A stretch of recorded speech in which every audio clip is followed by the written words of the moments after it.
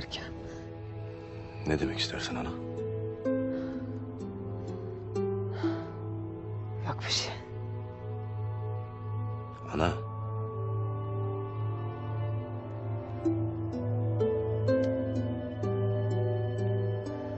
Baban sağken huzurumuz birilerinin zoruna gitmiş olacak ki.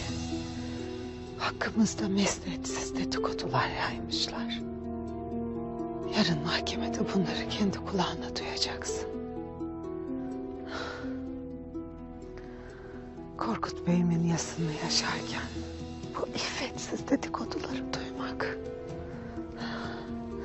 acıma daha da acı katar. Değil ana. Bilip de ne saklarsın? Beyimin odağında bunları konuşmak zul gelir bana.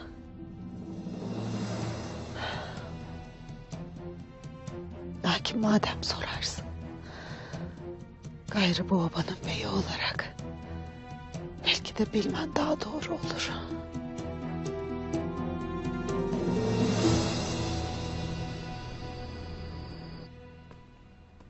Destur var mıdır Gonca Gül Hatun? Buyur Gündoğdu Bey'im.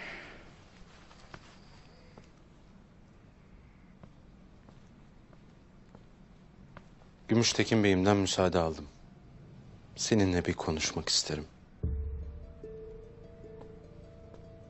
Duydum ki mahkemede benim de dinlenmemi istemişsin beyim.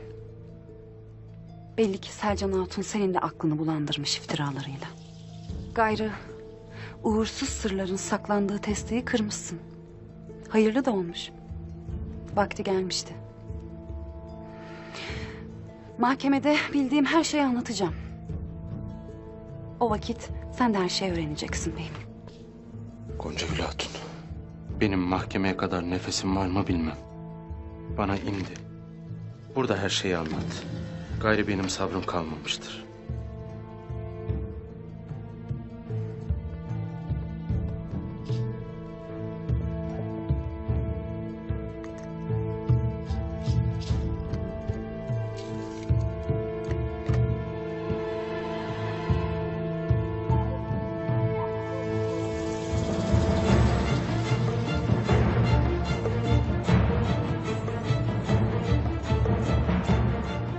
Bu kolye anamın nikahta Selcan'a taktığı kolyedir. Ona da vaktiyle anası vermiş idi. Sende ne arar bu?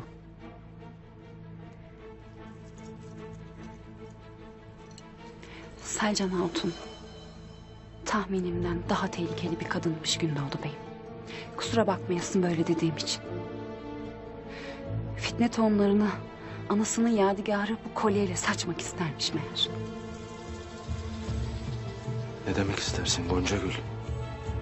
Ölen o yaşlı kadını bu kolyeyle satın almaya kalktığını kendi gözlerimle gördüm beyim. Anlat. Her şeyi anlat bana. Değil ana. Bilip de ne saklarsın benden? Selcan yine obaya fitne eker.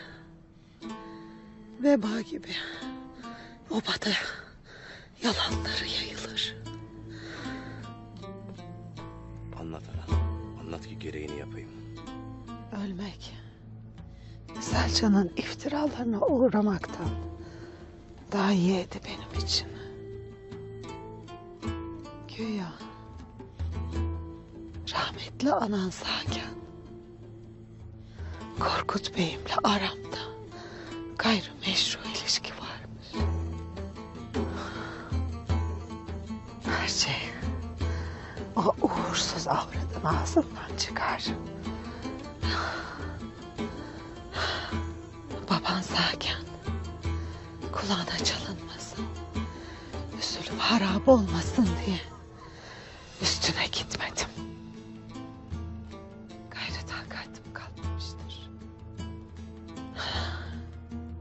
Gündoğdu Bey'im Gonca Gül'ü avrat diye istediğinden beri Selcan hiç susmaz. Bu mudur derdi avradın?